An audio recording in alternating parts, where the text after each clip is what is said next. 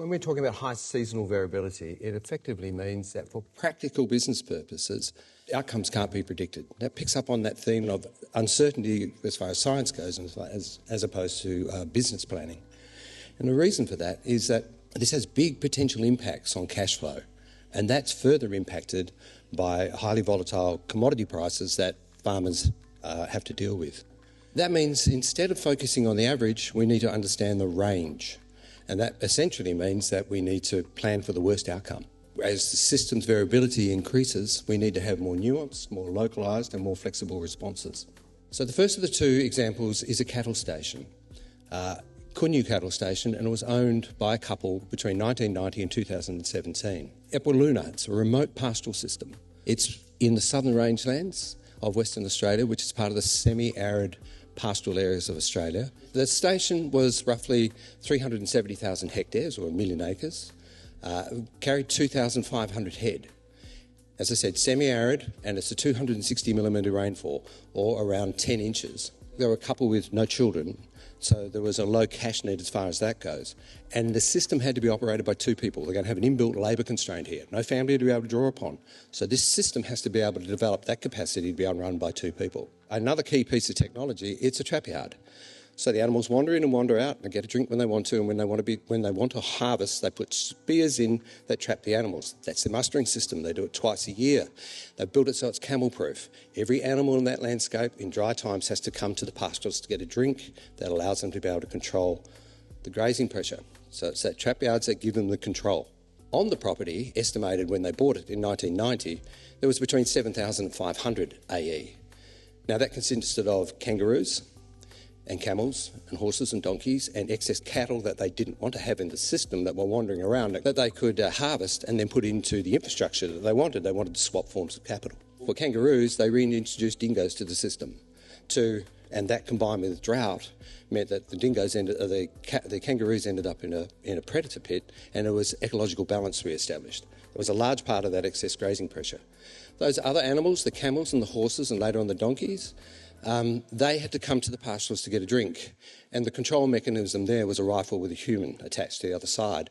So this network of self-managed trap yards made the system very low cost. It dropped their costs dramatically. Once they built enough of these traps so they could stop using buggies and planes, their cost structure declined dramatically. So this was a very high-performing business. This is analysis we've done and juxtaposed with top-performing producers in Queensland. It scrubs up very well, as you can see. They want to be able to sell no matter whether it's a good time or a bad time. And the way which they started to address that was to get their total grazing pressure below the level they needed for regeneration. That grew more pasture over time. That means they always had 18 months feed in hand. Now this is really important because out there in that environment, the feed is water limited. That means it's nutritious. That means, and the science of this has been shown up at Old Man Plains, it means that you can keep fattening cattle or maintaining them and fatten them over time in dry times. So it's a positive cycle. Get control of your infrastructure.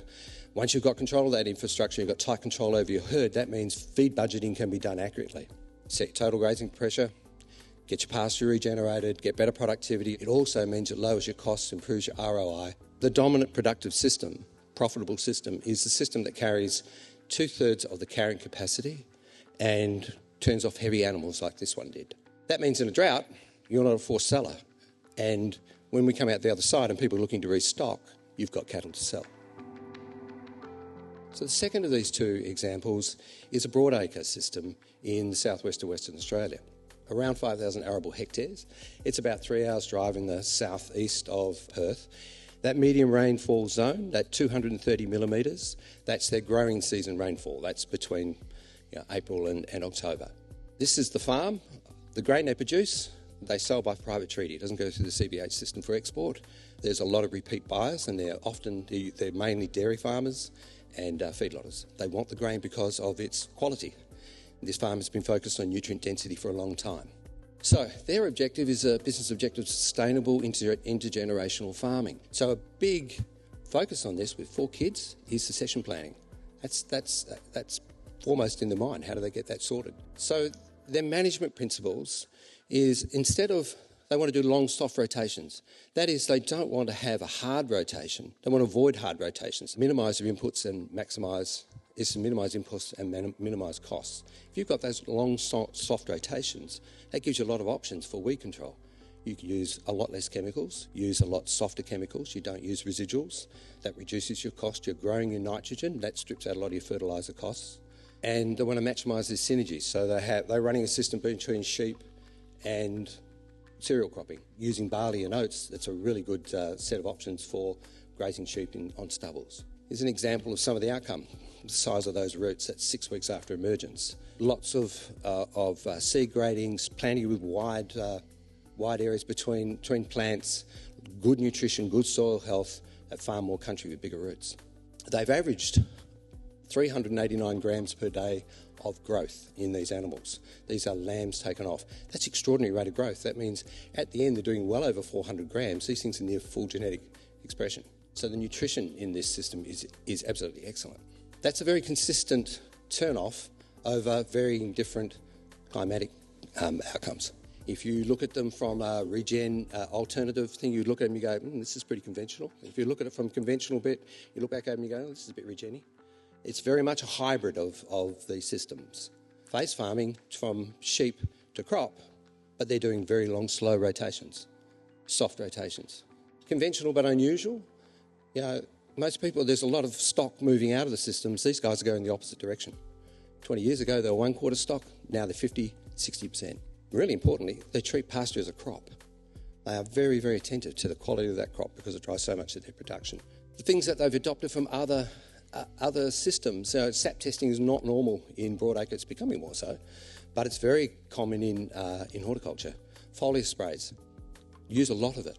So growing monoculture, instead of having a mixed species, they get a plethora of nutrition to the animal via the delivery in a standard clover. They can also bring their weed patch, the cape weed that happens in a false break, up to very good nutritional standard by using foliar sprays. They use silage. It's a backup in case of a very bad season and they need to lamb. When they need to lamb in the paddock, they can go to that. They use kelp, which is common in the turf industry. Deepherd and Tolga have a research program going. Our aims are to understand the production system dynamics and to model that production and understand where the economic trade-offs are. What we want to do is identify the principles and the practices and extend that to those who are looking to make a change in their production systems. And we want to then modify that model for industry use. So it becomes a very flexible model that others can use to identify what their trade-offs are and what their transition position might be. Modeling's cheap and it can provide some really good insights into trade-offs. But to do that, you need good data, and that's why we are trying to drill as much as we possibly can here. The other thing that's really important are on-farm trials. They're low cost, but they're also lower your risk. It means you can back into changes without taking too much of a risk. That's really important.